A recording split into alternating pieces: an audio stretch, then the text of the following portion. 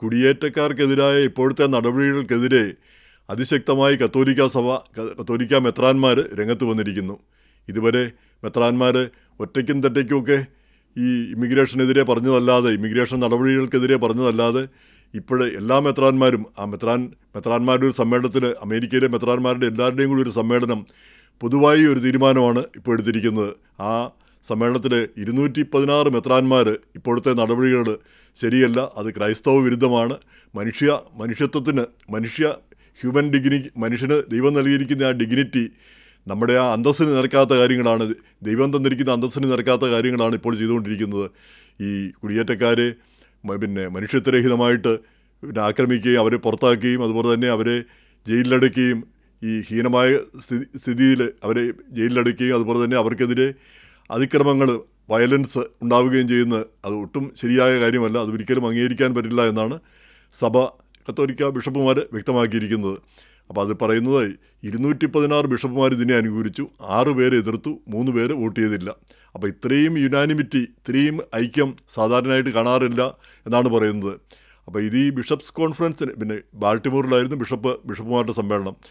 ആ സമ്മേളനത്തിൽ വെച്ച് ഇങ്ങനെ ഒരു തീരുമാനം എടുക്കാൻ പറ്റത്തുള്ളൂ, എല്ലാ ബിഷപ്പുമാരുടെയും, അതായത് സഭയുടെ ഒരു തീരുമാനം എന്ന നിലയിൽ.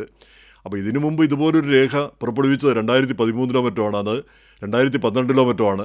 അന്ന് ഒബാമയുടെ അഫോർഡബിൾ കെയർ ആക്ട്, അതിനെതിരെ പിന്നെ സഭ പ്രതികരിക്കുകയുണ്ടായതിൽ ഈ LGBTQ അവർക്ക് കൊടുക്കുന്ന ആനുകൂല്യങ്ങളെപ്പറ്റി അതിനെതിരെ സഭ പ്രതിഷേധിക്കുകയുണ്ടായി മെത്രാന്മാർ. അതിനുശേഷം ഇങ്ങനെ എല്ലാവരും കൂടി ചേർന്നൊരു പ്രതിഷേധം ഇപ്പോഴാണ്.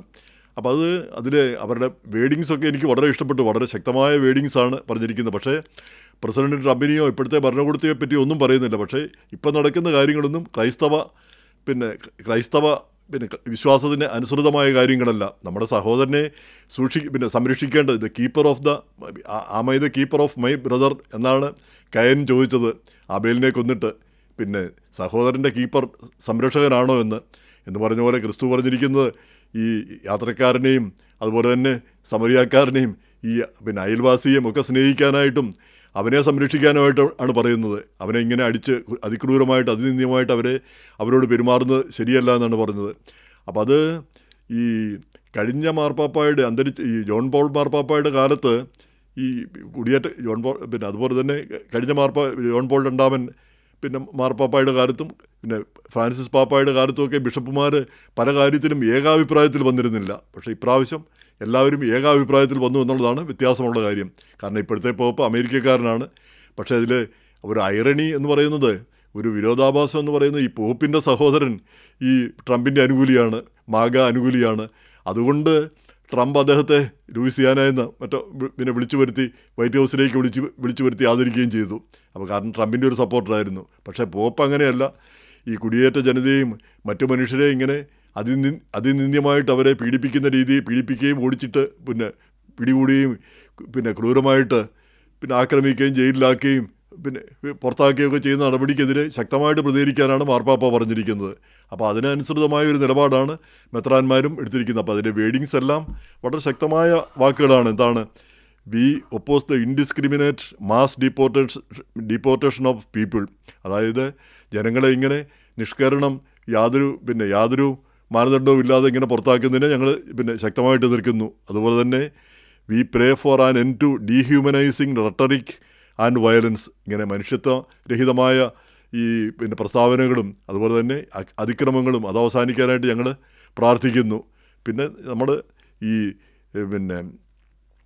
V pray that the Lord may guide the leaders of our nation and we are grateful for past and present opportunities to dialogue with public and elected officials. നമ്മൾ ചർച്ചകളിലൂടെ, സംഭാഷണങ്ങളിലൂടെ ഇതിനൊരു പരിഹാരം കണ്ടെത്തുന്നതിന് വേണ്ടിയുള്ള ശ്രമങ്ങൾക്കും അതിനെയും ഞങ്ങൾ സ്വാഗതം ചെയ്യുന്നു.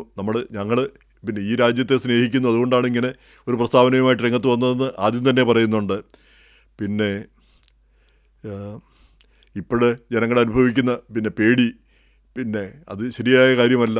ഈ സ്കൂളിലും സ്കൂളിലും പള്ളിയിലും ആശുപത്രിയിലുമൊക്കെ കയറി അറസ്റ്റ് ചെയ്യുന്നതും അതൊക്കെ ഒട്ടും നീതീകരിക്കാനാവാത്ത കാര്യങ്ങളാണ്. അതിനെയൊന്നും അംഗീകരിക്കാനാവില്ല. അതുപോലെ തന്നെ ലീഗൽ സ്റ്റാറ്റസ് ഉള്ളവർ പോലും അവരുടെ ലീഗൽ സ്റ്റാറ്റസ് പെട്ടെന്ന് എടുത്തു കളയുന്ന ഒരു സ്ഥിതി വരുന്നു. ഇതൊന്നും ശരിയായ കാര്യങ്ങളല്ല. ഈ ഇങ്ങനെയുള്ള കാര്യങ്ങളിൽ നിന്ന് ഭരണകൂടം മാറി നിൽക്കണമെന്നാണ് പിന്നെ ഈ പ്രസ്താവനയിൽ പറയുന്നത്. എന്തായാലും ഈ നമുക്കറിയാം പിന്നെ ക്രൈസ്തവ സഭകൾക്കെതിരെ പിന്നെ പൊതുവെ പറയാറുള്ളൊരു കാര്യമാണ് ഈ അടിമ സമ്പ്രദായത്തെ ബൈബിളിൽ അനുകൂലിക്കുന്ന ചില പിന്നെ പരാമർശങ്ങളുണ്ട്. പിന്നെ സെൻറ്റ് പോളിൻ്റെ എന്തോ പിന്നെ ഒരു വാക്യം തന്നെയുണ്ട്, എന്താ അടിമകളെ നിങ്ങൾ ഉടമകളുമായിട്ട് നല്ല രീതിയിൽ പെരുമാറുന്നു, അങ്ങനെ എന്തോ ഒരു ഇത്. അപ്പോൾ അടിമ സമ്പ്രദായം അതൊക്കെ വെച്ചാണ് ഈ അടിമ സമ്പ്രദായത്തെ ഒരു വിഭാഗം ആളുകൾ ന്യായീകരിച്ചുകൊണ്ടിരുന്നത്. നേരെ മറിച്ച് അങ്ങനെയല്ല. അത് അന്നത്തെ ഒരു കാലാവസ്ഥ, അന്നത്തെ ഒരു അവസ്ഥയെപ്പറ്റിയാണത് പറയുന്നത്. ഈ ക്രിസ്തുവിൻ്റെ ടീച്ചിങ്ങിലൊന്നും അടിമ സമ്പ്രദായം അല്ല. എല്ലാ മനുഷ്യരും തുല്യരാണെന്ന് ആണ് പഠിപ്പിക്കുന്നത്. എല്ലാ മനുഷ്യരും സ്വതന്ത്രരും തുല്യരും. അപ്പോൾ അത് വെച്ചുകൊണ്ടാണ് സഭയിൽപ്പെട്ട ഒരു വിഭാഗം ആളുകൾ തന്നെയാണ് അതിനെതിരെ അടിമ സമ്പ്രദായത്തിനെതിരെ രംഗത്ത് വന്നത്. അപ്പോൾ അതാണ് വലിയ മാറ്റങ്ങൾ ഉണ്ടാക്കിയത്. എന്ന് പറഞ്ഞ പോലെ ഇവിടെയും ഒരു വിഭാഗം ആളുകൾ കുടിയേറ്റക്കാരെ പിന്നെ അതിക്രൂരമായി വേട്ടയാടുന്ന ഒരവസ്ഥ വരുമ്പോഴത്തേക്കാണ് സഭ ശക്തമായിട്ട് ഇങ്ങനെ ഒരു നിലപാടെടുക്കുന്നത്. അപ്പം കത്തോലിക്കാ സഭയ്ക്കൊക്കെ ഇവിടെ സ്വാധീനമുണ്ട്. എന്ന് മാത്രമല്ല ഭരണതലത്തിൽ തന്നെ ധാരാളം ആളുകൾ പിന്നെ ഉയർന്ന തലത്തിൽ കത്തോലിക്ക വിശ്വാസികളുണ്ട്. അപ്പോൾ ഇത്തരം ഒരു നിലപാടിന് വലിയ മാറ്റങ്ങൾ വരുത്താനായിട്ട് അതിന് കഴിയും. കുറഞ്ഞപക്ഷം ആളുകളുടെ ചിന്തയിലെങ്കിലും ഒരു മാറ്റം വരുത്തുന്നതിന് കഴിയും. ഇതിനെതിരെ ചിലർ പറയുന്ന ഈ പിന്നെ ലാറ്റിൻ അമേരിക്കയിൽ നിന്നൊക്കെ വന്നിരിക്കുന്ന ആളുകളെല്ലാം കത്തോലിക്കരാണ്. പിന്നെ അതുകൊണ്ടാണ് ഈ കത്തോലിക്ക സഭ ഇത്ര താല്പര്യം കാണിക്കുന്ന ഒരു വിഭാഗം ആളുകൾ പറയാറുണ്ട്. ഇവിടെയുള്ളവർ പ്രൊട്ടസ്റ്റൻ്റ് വിഭാഗക്കാരും. അങ്ങനെ ഈ കത്തോലിക്കരായാലും പ്രൊട്ടസ്റ്റൻ്റായാലും ക്രിസ്ത്യാനികളാണെന്നുള്ള ഒരു കാര്യവും ഓർക്കേണ്ടതുണ്ട്. പിന്നെ അമേരിക്ക ഈ ക്രൈസ്തവർക്ക് ഭൂരിപക്ഷമുള്ള രാജ്യവുമാണ്. അപ്പോൾ എന്തായാലും ആളുകളോടുള്ള ആ പെരുമാറ്റത്തെ പറ്റിയാണ് സഭ കൃത്യമായൊരു നിലപാട് എടുത്തിരിക്കുന്നത്.